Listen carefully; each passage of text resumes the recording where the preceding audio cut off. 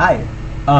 I wanted to discuss here how to do food delivery in Korea. It's something that I recently accomplished and that I'm really, really proud of. And if you're a foreign teacher teaching here in Korea, you know that it's actually not an easy feat. But once you do, it kind of opens these doors into what you can do and what you can eat.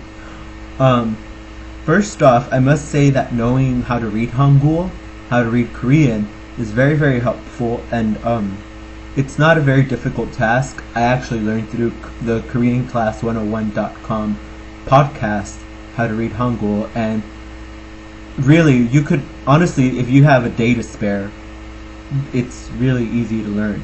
At least the phonetic pronunciation of it, it's pretty easy to learn.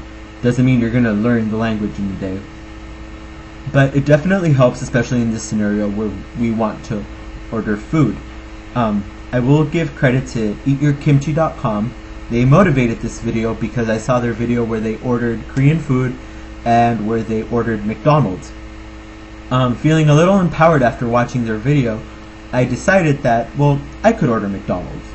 So I got the phone, went online to the Korean McDonald's site, looked up their menu, saw what I wanted to order and everything, and when I called and I wanted to order and I gave them my address, they told me that my address didn't make the cutoff line, the area that they serve, that I was out of the delivery area by like a hair.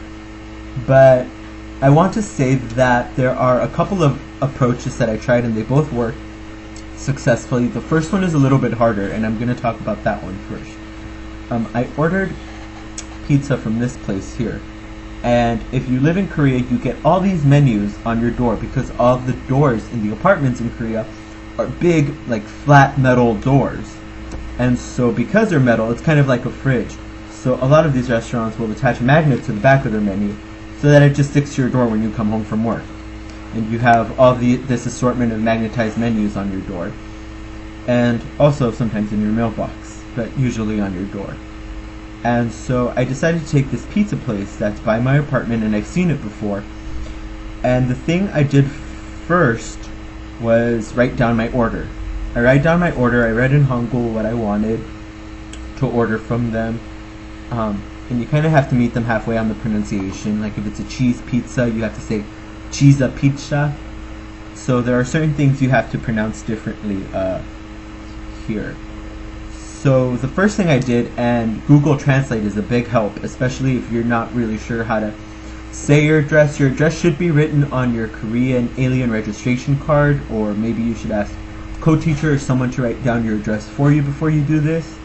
So the first thing I did was write down my address phonetically, and as you can tell, when I did it, it took a lot of notes, a lot of scribbling. I wrote it phonetically in English so that when I read it to them, it would just flow.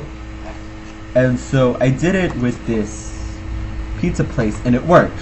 Within, I want to say even less than 20 minutes, I had pizza and pasta delivered to my apartment, which was pretty cool. Bad thing is, sometimes when you call these places, they'll say a lot of things in Korean, and if you only know so much, you can only catch so much of what they're saying. So that kind of proves as a challenge, so sometimes you just have to say nay your way through it, which I found myself doing a lot, and then give them your address, and they'll probably, a lot of the time, they'll read it back to you. So a lot of the time, if you're listening to them, you'll just hear them read the address back to you, so you have to nay that as well, and nay means yes. And so that was the first approach, which I was really happy about, and again, I have to thank eatyourkimchi.com for motivating that. And if you don't know what eatyourkimchi.com is and you're teaching in Korea, familiarize yourself with it. It's a great resource to use all the time. When I first got here, I started using it sporadically, but recently I've been looking at all their videos, and they have just a great assortment of stuff. Also follow their tweets, and they're on Facebook, so it's hard not to find them. It's a really great website. Now, the second approach, if you feel a little intimidated, or maybe your Korean isn't as good as you hope it would be, was I did this with this place, and this is Boar, which is a chicken place by my apartment. And if you notice, they steal the Hooters and KFC labels. But what I found that what was easier with this was that I went to the establishment and I asked about delivery, and kind of meeting halfway with the cashier, she had this thing where I called her from my cell phone.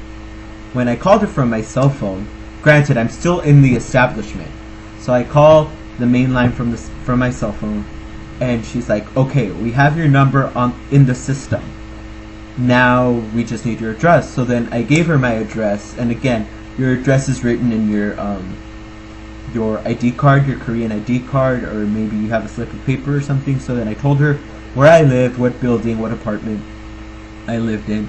And what's great about Korea, and it kind of works the same way back home, but not all the time, is that once you call from a number, they keep that number on record and they keep your address on record, so that you never have to give your address again, which is pretty cool.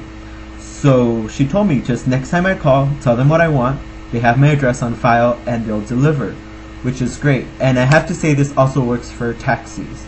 If you call a taxi line from your phone and you give them your address, or you give them a point of interest, they'll just keep it on file. So at some point, I don't even think I pronounce it correctly anymore, but they know what I'm talking about, and they're like, okay, taxi. And so that's pretty cool. So I found that to be the easiest approach. It's the less intimidating. You go to the establishment the first time, establish that communication line where they have your information on file, and from that point on, they can deliver to you. So hopefully this has been helpful. Again, I can't go without saying this, that eatyourkimchi.com was a great motivation for this. And yes, good luck, and I hope you are able to get food and cabs in your stay in Korea.